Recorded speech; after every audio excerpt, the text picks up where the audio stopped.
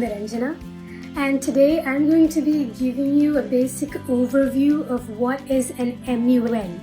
So if you're a person who hasn't heard of the term MUN yet, I'm here to give you a clear-cut overview of the topic. So first of all, what is the full form of MUN? MUN means Model United Nations. So basically, it's a stimulation of the United Nations committees and conferences in the form of a competition for school students and college students. So basically, MUNs are hosted to promote critical thinking, to give students an exposure to international affairs, give them a chance to be real-life diplomats and implement solutions to existing problems in our society right now. So, the process of preparing for an MUN. We basically start a month or 1.5 months before the entire competition begins because there's a lot of research to do. And the amount of research varies according to the committee and the problems that we get. And we're informed of the problems or the agenda of the committee beforehand, like when the registration begins, we'll be already given the problem and our country allotment. So, we have a streamlined process that we use for researching, and we call this the research binder. The research binder includes 4 main things.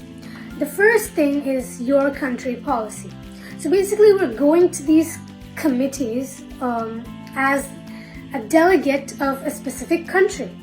For example, I was in the United Nations Security Council for my last MUN, and my country allotment was Germany. So I had to go to the committee as a delegate of Germany, representing Germany, vying for the rights and interests of Germany in light of the agenda that we got, which was addressing the global trade and tariffs crisis. So I had to speak on my country's stance on the topic of taxes, trade, tariffs, if I support implementing tariffs or not, things like that. The next thing that we include in a research binder is the topic background. Basically, the history of the topic. How did it come to be? Addressing the global trade and tariffs crisis. It all happened because of the trade war between US and China. Have there been any other trade wars before? Things like that. So basically, the history of the agenda. Things that happened in the background. The third thing is past international action on the problem. For example, has there been any United Nations convention or treaty that's already been implemented to address this issue? And if it has already been implemented, what went wrong in the treaty? Why isn't it working? How can we close those loopholes? Things like that are included in the past international action section. And the last and the most important part of a research binder is the solutions. Because the reason why we go to these committees and the MUN is to create solutions for the problem. And in many MUNs, the solutions that we create are actually given to the United Nations. And the United Nations accepts solutions from many MUNs, and they even implement the most efficient ones. So this is an actual opportunity for students to propose their solutions and make the world a better place.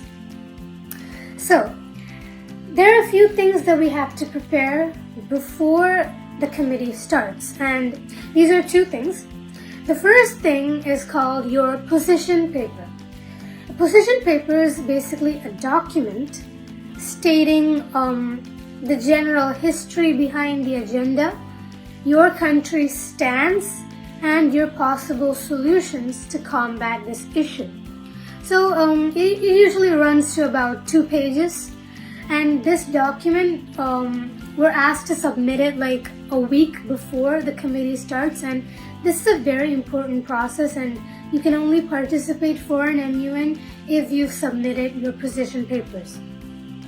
The next thing that we have to prepare is the opening speech, and in formal terms we refer to this as the general speakers list.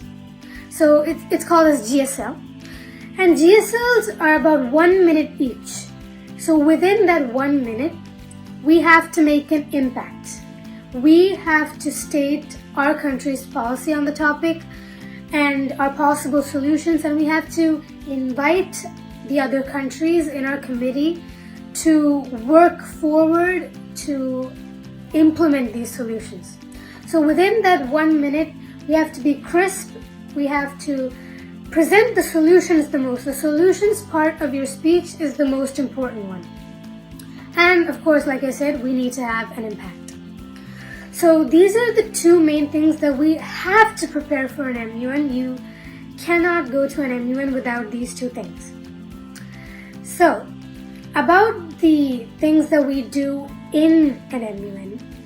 For example, we have a lot of opportunities to speak, and we call these as formal debates or moderated caucuses.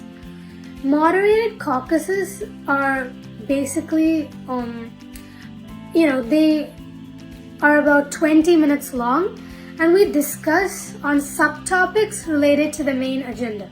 For example, in addressing the global trade and tariffs crisis, a few subtopics that we chose were how to reform multilateral institutions to promote free trade, how the trade war impacts vulnerable communities, and then how to implement digital trade for transparency, things like that. So each of your speeches are going to be 1 minute. So every speech is going to be crisp and short in MUN, and the total time limit for the moderated caucuses will be 20 minutes or maximum 30 minutes. So 1 minute for each speaker. So a lot of people get a chance to speak. And we have to propose the maximum number of solutions in this limited time. That's the formal debates.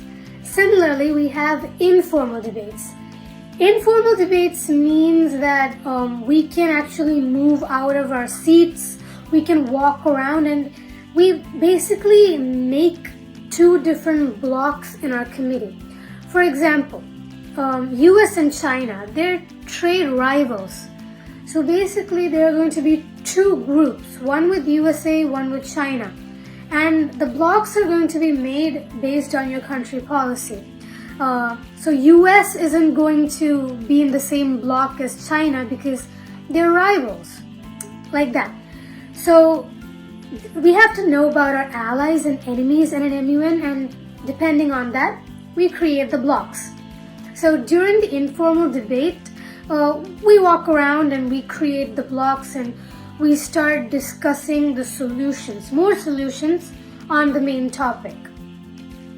So, all of the solutions that you present in all of these debates will be compiled together and be presented in the form of a digital document, which is called the resolution, the draft resolution.